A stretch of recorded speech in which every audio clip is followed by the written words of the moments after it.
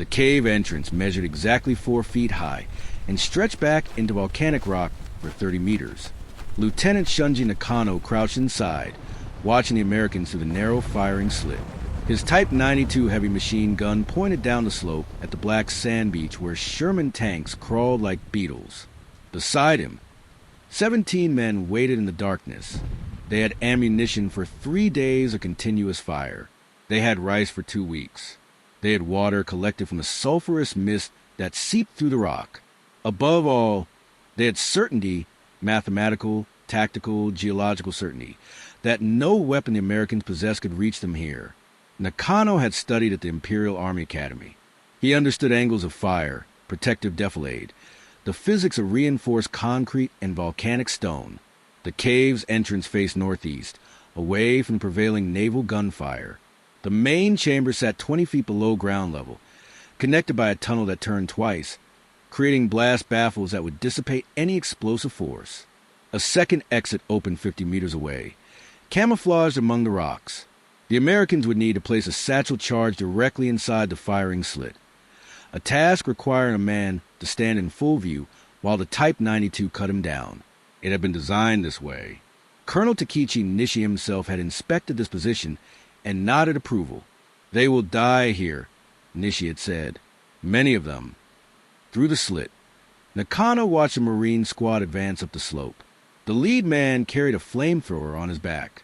Nakano had seen these before. The M2-2 portable model.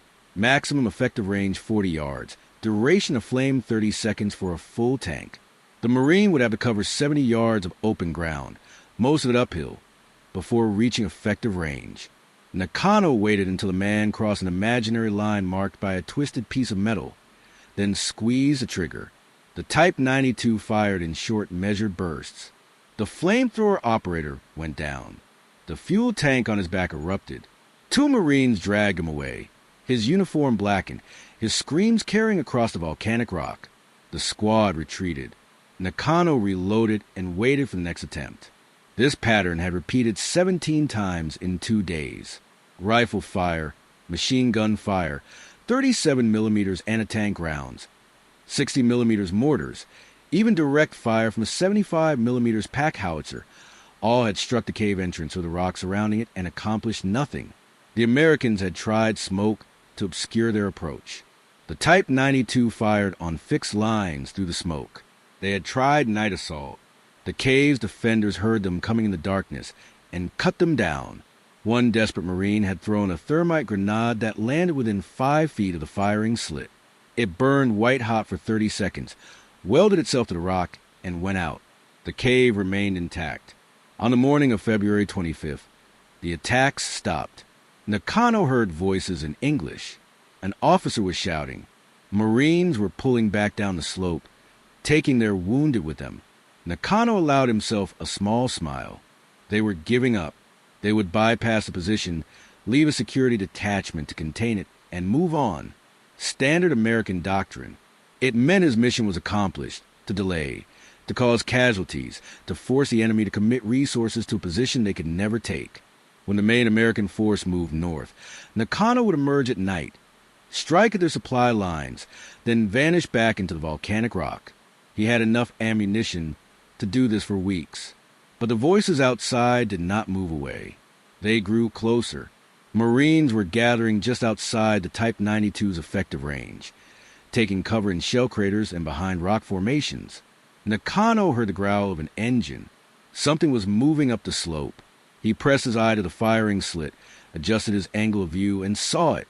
A Sherman tank, medium model, standard configuration, was climbing the hillside. Its tracks churned through the volcanic ash. The bow pointed directly at the cave. Nakano felt no concern.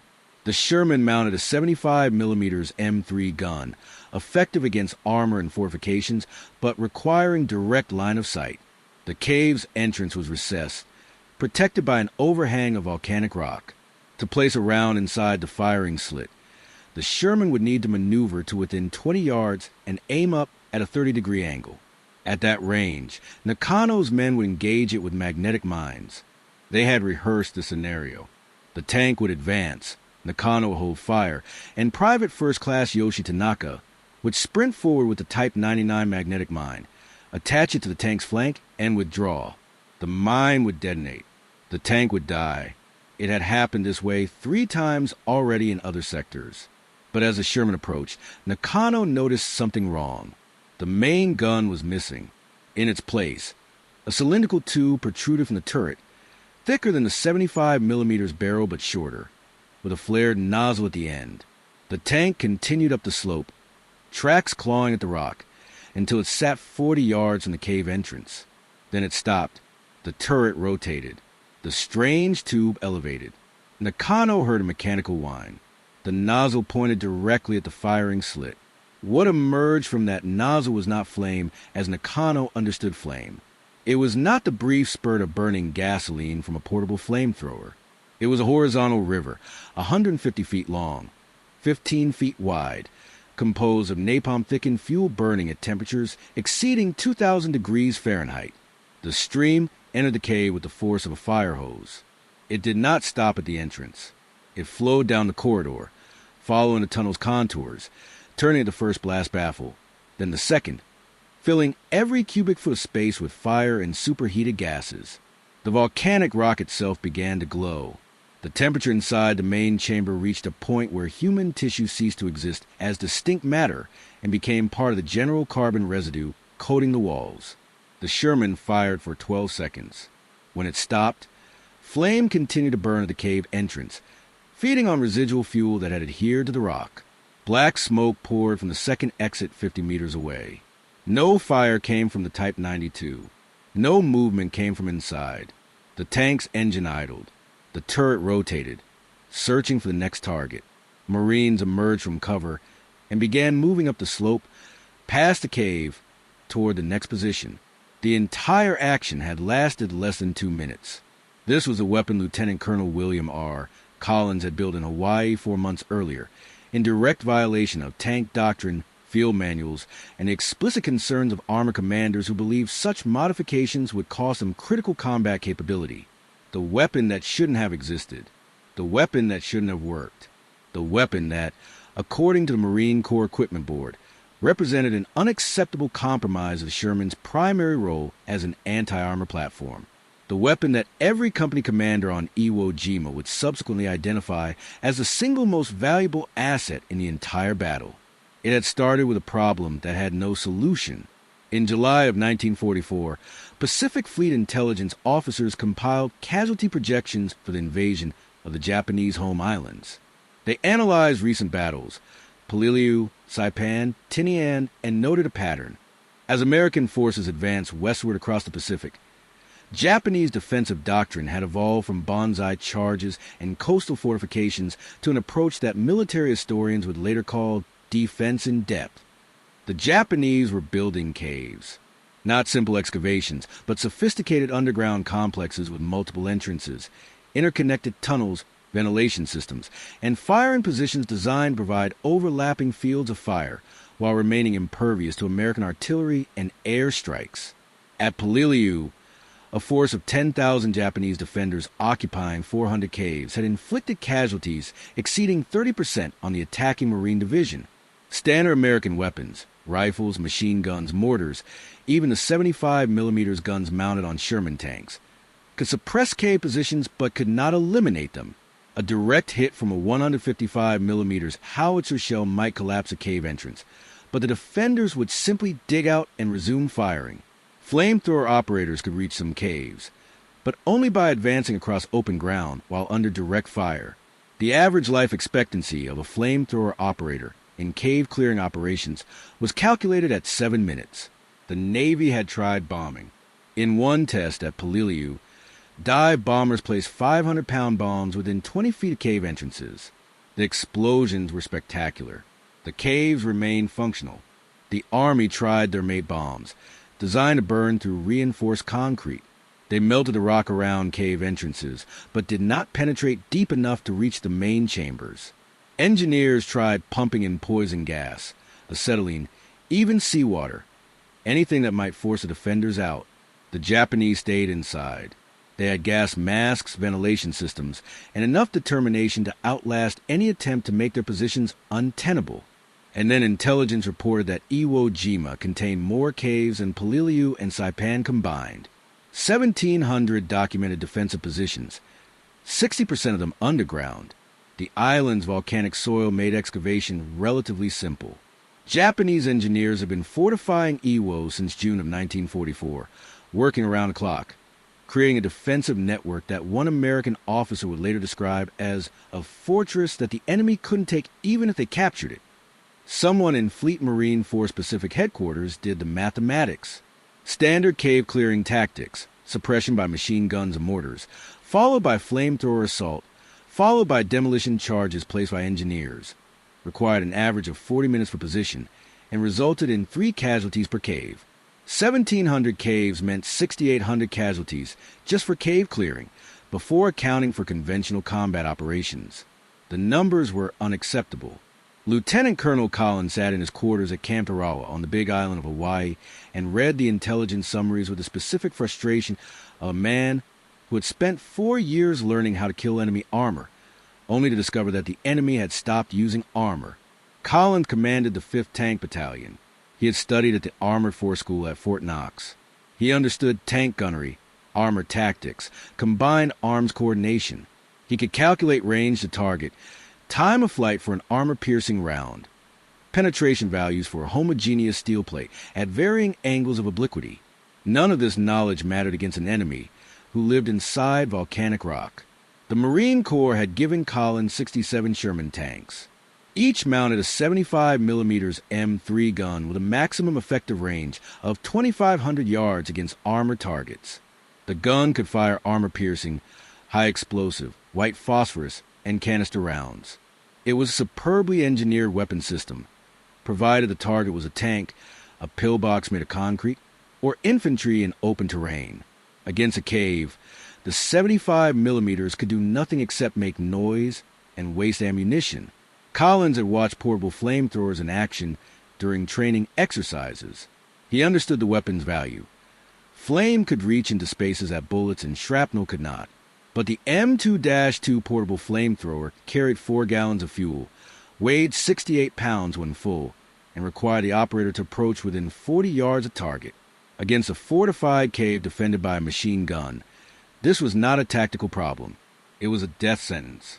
Someone needed to mount a flamethrower on a tank, not the small bow-mounted E4-5 system that some Shermans carried, which had a range of 50 yards and an 8-gallon capacity, barely better than the portable model. Something bigger, something with enough range to engage from outside machine gun effective fire, something with enough fuel capacity to burn for more than a few seconds, something that could use the tank's armor to protect the operator while he worked. Collins took the problem to Commander Richard T. Cook, commanding the Navy Construction Battalion Detachment at Pearl Harbor. Cook's Seabees have been experimenting with mechanized flamethrowers since April of 1944, when 5 Navy Mark I flamethrower units arrived from the mainland. The Mark I had been designed for installation in the Canadian Universal Carrier, a small armored vehicle. The Navy had declared the system unsuitable for the Mark I's intended purpose due to mechanical reliability issues. But the core components worked: a fuel tank, a pressurization system using nitrogen, and a main gun replacement tube that could project flame up to 100 yards. The problem was the main gun replacement. Marine Corps tank doctrine, written by officers who had fought German panzers in North Africa and studied Soviet armor tactics, stated explicitly that a tank's primary weapon was its gun. Remove the gun, and you had an armored pillbox with limited mobility and no capacity for anti-armor defense. If you encountered an enemy tank, you were dead. Marine Corps Equipment Board regulations required that any modification to standard tank configuration be approved by the board, documented in technical manuals, and tested under field conditions before deployment. The approval process typically took 6 months. Collins had 4 months before the invasion of Iwo Jima. He drove to the CB workshop at Pearl Harbor on a Friday afternoon in late October and found Commander Cook standing next to a disassembled Sherman tank. Parts covered 3 workbenches, the 75mm gun, the gun mantlet, pieces of the turret traverse mechanism, sections of armor plate cut from somewhere, welding equipment, and 1 Navy Mark I flamethrower unit. "Show me," Collins said. Cook walked him through it. Remove the 75mm gun and associated recoil mechanism. Remove the gunner's telescope. Cut an opening in the turret front where the gun had been. Install the Mark I fuel tank in the space formerly occupied by 75mm ammunition. The tank held 290 gallons. Run fuel lines through the turret basket and up into a new gun mount. Machine a steel tube to replace the 75mm barrel, slightly larger diameter to accommodate the fuel nozzle. Install a nitrogen pressurization system. Connect everything. Test it. How long? Collins asked. Per tank? 40 hours if we work straight through. Longer if something breaks. How many can you do? How many do you have? Collins calculated. He had 67 Shermans. The 4th Tank Battalion had a similar number. Protocol said he should request 12 conversions, enough for 1 platoon per battalion, a reasonable field test of the concept. Protocol said he should submit the request through channels, wait for approval, then schedule the work. Protocol said a lot of things. 8, Collins said. 4 for my battalion, 4 for the 4th. I want them done by January 15th. Cook nodded. He did not ask about authorization. He did not mention the equipment board. He understood the same mathematics Collins understood. 1,700 caves. No time, no alternatives. They selected 8 M4A3 Shermans from the newest production batch. Each tank was stripped of its main gun and reconfigured in a corner of the CB workshop that was technically off-limits to anyone without specific clearance. The work was not secret. You could not hide a Sherman tank inside a building, but it was not advertised. If anyone from Fleet Marine Force headquarters asked what they were doing, Collins would explain. No one asked. The modification created a vehicle that looked like a Sherman but functioned like nothing in any Army's inventory. The fake gun tube protruded from the turret, its diameter deliberately chosen to mimic the 75mm barrel, so that Japanese gunners at long range would not immediately recognize the tank as a high-value target. The fuel capacity of 290 gallons was 7 times greater than a portable flamethrower. The nitrogen pressurization system could maintain flame for 80 seconds of continuous fire, or 12 separate bursts of 6 to 7 seconds each. Maximum effective range was 150 yards, nearly 4 times the range of the M2-2 portable model. The flame itself used napalm, a mixture of gasoline and a jellying agent that caused the fuel to adhere to whatever it struck and burn at sustained high temperature. The first test firing occurred on November 13th at the Schofield Barracks Range. Collins positioned the tank 75 yards from a mock cave constructed of sandbags and timber. The gunner elevated the flame gun, checked his range, and fired. Napalm poured from a nozzle in a stream that resembled a horizontal waterfall made of fire. It struck the target, splashed, and kept burning. The sandbags caught fire. The timber frame collapsed. Flame spread across 30 feet of range floor and burned for 40 seconds until the napalm exhausted its fuel. Collins stood behind the tank, watching smoke rise, and did not smile. Satisfaction was the wrong emotion. This was simply the solution to a problem that should never have existed. The second test targeted a more realistic cave, an old Japanese bunker on the Koku Point Range, constructed during the 1930s, abandoned but structurally intact. The bunker featured a narrow entrance, a turn in the corridor, and a main chamber 20 feet deep. Engineers placed temperature sensors inside. The flame tank positioned itself 50 yards away and fired a 6-second burst. Napalm entered the opening, followed the corridor, and filled the main chamber.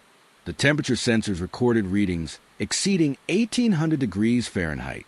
The air itself became combustible. A pressure wave traveled back out through the entrance, carrying smoke and superheated gases. When engineers entered the bunker 2 hours later, they found that metal fixtures had melted. The concrete walls showed heat fractures. Any human inside would have died within 3 seconds. One of the test observers was a captain from the Marine Corps Equipment Board. He watched the demonstration, took notes, and submitted a report that identified 3 concerns. First, the flame tanks had no anti-armor capability.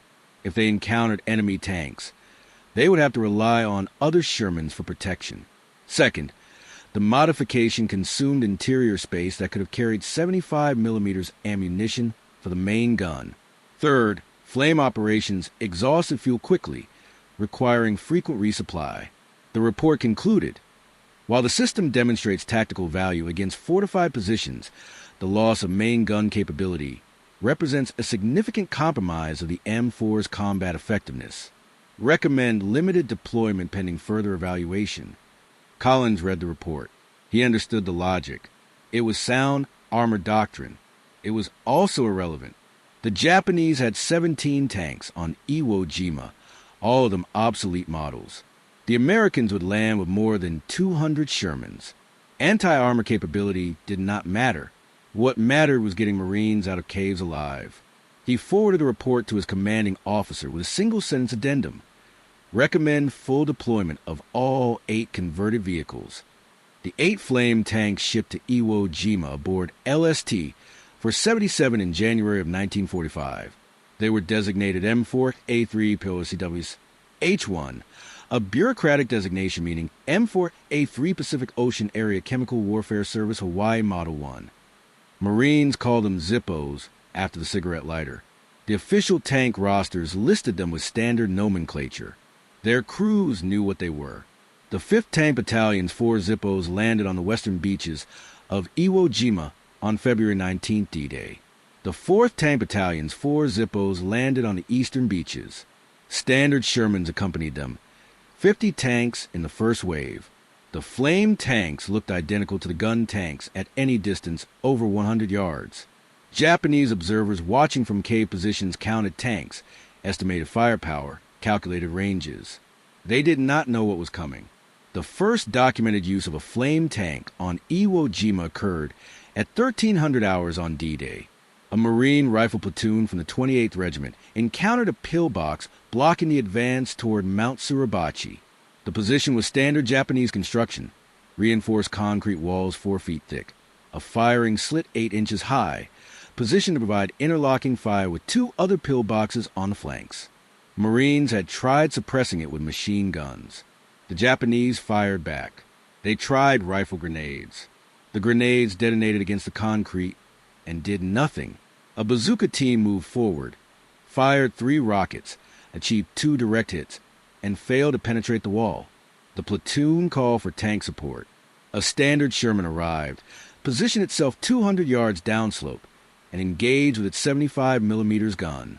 6 rounds, all high explosive, all striking within 3 feet of the firing slit. The concrete cracked. Dust filled the air. The Japanese continued firing. Then the Zippo came up.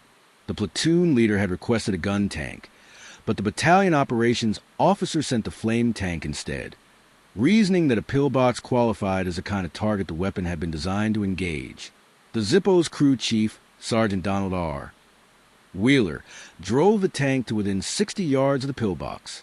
The gunner, Corporal Richard T. Mullen, traversed the turret, elevated the flame gun, and waited for Wheeler's command. Wheeler did not hesitate. He had trained with this weapon for 2 months. He had read the after-action reports from Paliliu describing how portable flamethrowers failed against hardened positions. He had attended the briefing where Lieutenant Colonel Collins explained that flame tanks were not experimental. They were operational, and crews were expected to use them as primary weapons, not reserve assets. "Fire," Wheeler said. Mullen pulled the trigger. Napalm erupted from the nozzle, crossed 60 yards in 2 seconds, and entered the pillbox firing slit. The flame did not stop at the opening. It penetrated. It expanded. The volume of burning fuel entering that 8-inch high slit exceeded the pillbox's capacity to vent heat. The pressure inside spiked. Fire blasted back out through the firing slit, through cracks in the concrete, through a ventilation shaft the Marines had not known existed. Japanese soldiers emerged from a rear entrance, their uniforms burning. Marines shot 3. 2 collapsed before anyone fired. 1 staggered 5 feet and fell. The entire action lasted 8 seconds. The flame tank moved on. This became the pattern. A rifle company encountered a cave. They called for tank support. A Zippo arrived, positioned itself at range, and fired. The Marines advanced. Where previously they had spent 40 minutes and suffered 3 casualties per cave, They now spent 4 minutes and suffered 0 casualties. Company commanders stopped requesting gun tanks for cave clearing. They requested Zippo specifically, by nickname, by vehicle number, by the name of the crew chief if they knew it. The demand exceeded supply. The 5th Marine Division had 4 flame tanks. The 4th Marine Division had 4 flame tanks. The 3D Marine Division, which landed on D+6, had 0 flame tanks. 3 Marine Divisions, 8 flame tanks, 1,700 caves. The mathematics remained brutal. Lieutenant Colonel Collins, commanding all tank operations on the island after D+5, established a rotation system. Flame tanks operated in 6-hour shifts, moving between sectors based on requests from infantry battalion commanders. A gun tank platoon accompanied each Zippo, providing security and suppression fire. Maintenance crews worked around the clock to keep the flame tanks operational. When a flame tank broke down, mechanics cannibalized parts from gun tanks to repair it. Crews learned the weapon's capabilities through combat use. Maximum effective range against caves was 130 yards. Beyond that distance, flame dispersed in the wind. Minimum range was 20 yards. Closer than that, backblast from the cave entrance could reach the tank. Optimal burst length was 6 seconds. Shorter bursts failed to maintain pressure. Longer bursts wasted fuel. Each tank carried enough napalm for a 12 6-second burst, or approximately 80 seconds of continuous fire. Resupply became the critical constraint. Each flame tank consumed 290 gallons of napalm per full load. The 5th Marine Division established a refueling point 300 yards behind the front lines, staffed by Chemical Warfare Service personnel who mixed napalm in 55-gallon drums and pumped it into the tanks using hand-crank pumps. On days of heavy fighting, a single flame tank would expend 3 full loads, 870 gallons. All 8 tanks firing required 6,900 gallons. The division's after-action report noted that during the final assault on a gorge in late March, the 5th Tank Battalion alone consumed 10,000 gallons of napalm per day. Japanese defenders learned to fear the flame tanks with an intensity that Allied intelligence officers would later document in captured diaries and prisoner interrogations. One diary, recovered from a cave in the Northern Highlands, contained this entry dated March 8. The fire tanks have arrived in our sector. We hear them before we see them. The sound of the engine is the same as other tanks, but when the fire comes, there is no defense. The men who remain in the caves die. The men who run from the caves die. We have prepared positions for 3 months. The fire tanks destroy them in seconds. Japanese infantry began targeting the Zippos with suicide attacks. These were not spontaneous acts of desperation. They were coordinated tactics rehearsed and executed by specialized Nikohaku Kogiki units, literally human bullet attack units, equipped with magnetic mines, satchel charges, and instructions to disable flame tanks at any cost. The attacks followed a pattern. Wait until the flame tank engaged a cave, then rush forward during the burst when the crew's visibility was obscured by flame and smoke. Attach the mine to the tank's flank or rear. Detonate. The tactic worked twice. On February 27th, a Japanese soldier reached a flame tank from the 4th Tank Battalion, attached a magnetic mine, and destroyed the vehicle. The crew survived, but the tank was combat ineffective. On March 3rd, another suicide team disabled a 5th Tank Battalion Zippo with a satchel charge placed against the left track. The explosion severed the track and damaged the suspension. The tank was towed off the line. 6 flame tanks remained operational. Tank crews adapted. They began operating in pairs. 1 Zippo, 1 gun tank positioned 20 yards behind and to the flank. When the Zippo fired, the gun tank watched for suicide attackers. Machine gunners on both tanks maintained 360-degree observation. Accompanying infantry established security perimeters. The suicide attacks continued but achieved no further success. By early March, word of flame tanks reached rear echelon staff officers at VA Amphibious Corps headquarters. A colonel from the logistics section visited the front lines, observed a flame tank in action, and returned to headquarters with concern. The modified Shermans represented a deviation from approved vehicle configurations. The 75mm main guns that had been removed were now sitting in a warehouse on Guam. unavailable for combat use. The tank's original mission, anti-armor operations, had been compromised. The entire program lacked proper authorization from the equipment board. The colonel drafted a memorandum. It noted that the 8 flame tanks, while demonstrating some tactical utility, had consumed resources that could have been allocated to conventional gun tanks. It recommended that the flame tank program be discontinued after the Iwo Jima operation, pending a full review by appropriate technical authorities. The memorandum reached Major General Keller E. Rocky, commanding the 5th Marine Division. Rocky had spent 3 weeks on Iwo Jima, watching his division suffer the highest casualty rate in Marine Corps history. He had read the after-action reports. He had spoken with company commanders. He knew exactly what the flame tanks had accomplished. Rocky wrote a reply. It contained no technical analysis. It contained no discussion of doctrine. It stated facts. The 5th Marine Division had documented 483 separate engagements in which flame tanks engaged cave or pillbox positions. Infantry casualties during these engagements averaged 0.17 per action, 1 casualty per 6 flame attacks, compared to 3.2 casualties per action using conventional suppression and assault tactics. The flame tanks had enabled the division to clear the southern sector of Iwo Jima in 8 days versus an estimated timeline of 14 days using standard methods. Time saved meant casualties prevented. In Rocky's estimate, the 8 flame tanks had prevented approximately 400 Marine deaths. The memorandum recommending discontinuation of the flame tank program was filed and forgotten. Captain Frank C. Caldwell commanded Company F, 1st Battalion, 26 Marines. He was 26 years old, a pre-war reserve officer who had fought on Bougainville and Guam. He had seen flamethrowers used in both campaigns. He had watched men die carrying them. On Iwo Jima, he watched flame tanks clear positions that would have cost his company a dozen casualties each. Years later, in an interview with Marine Corps historians, Caldwell would say, "In my view, it was the flame tank more than any other supporting arm that won this battle." This was not hyperbole. Caldwell had access to every supporting arm the Marine Corps possessed: artillery, naval gunfire, air support, mortars, bazookas, demolitions. He understood their capabilities and limitations. Against conventional targets, conventional weapons worked. Against caves, only flame worked. The battle for Iwo Jima ended on March 26. By that date, 6 of the 8 original flame tanks remained operational. 2 had been destroyed by enemy action. 3 had been damaged and repaired. All 6 had expended more fuel than their designers had thought possible. The crews were exhausted.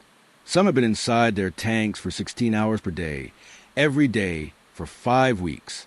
When the island was declared secure, the flame tanks were withdrawn to an assembly area near the captured airfield. Engineers conducted maintenance assessments. 3 tanks were deemed reparable. 3 required major overhauls. The 713th Tank Battalion, Armored Flamethrower Provisional, a U.S. Army unit equipped with 54 flame tanks, landed on Okinawa on April 1st. The Army had watched the Marine Corps' experience on Iwo Jima and reached the obvious conclusion: caves required flame. Flame required tanks. The 713th used POA, CWS, H-1 Shermans identical to the Marine Zippos. They expended 200,000 gallons of napalm during the Okinawa campaign. Their after-action report credited flame tanks with enabling the capture of cave systems that would otherwise have required weeks of siege operations and resulted in casualty rates approaching 50%. In June of 1945, Fleet Marine Force Pacific issued revised doctrine for amphibious operations in the Western Pacific.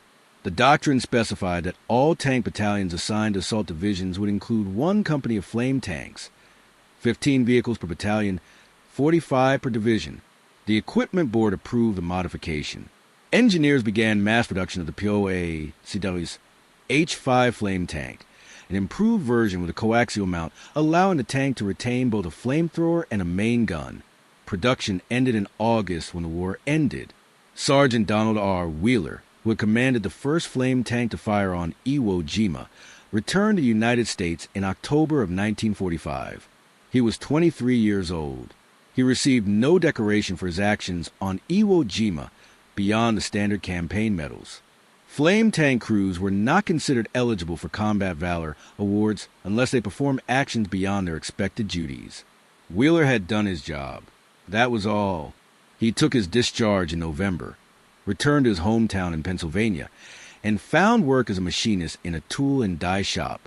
He did not talk about the war. When co-workers learned he'd been a tanker, they asked about tank battles, about fighting German Tigers, about the big armored engagements they had seen in newsreels. Wheeler told them he had been in the Pacific. The questions stopped. In 1953, Wheeler took his family to see a war movie. The film featured Marines landing on a Pacific island. There was a scene with a flamethrower tank. The tank in the film was a mock-up, clearly a standard Sherman with a piece of pipe welded to the turret, but it fired flame and Marines advanced behind it. Wheeler watched the scene. He did not react visibly.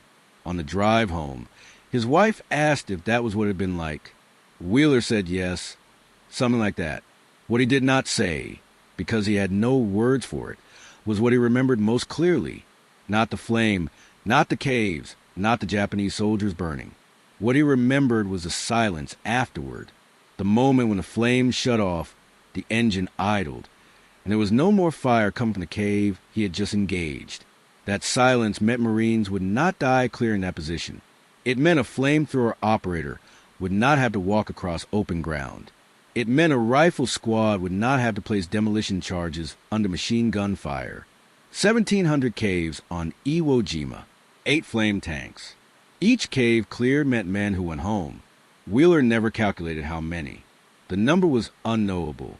But sometimes, sitting in his workshop, cutting steel on a lathe, hearing the scream of metal on metal, he would remember the sound of the nitrogen pressurization system cycling up, the mechanical whine that preceded flame, and he would know that the weapon he had fired, the weapon that should not have existed according to doctrine and regulations, had been exactly what was needed exactly when it was needed. That knowledge did not make him proud. Pride was the wrong word. It made him certain. Certain that sometimes the wrong weapon, in the right hands, at the right moment, becomes the only weapon that matters.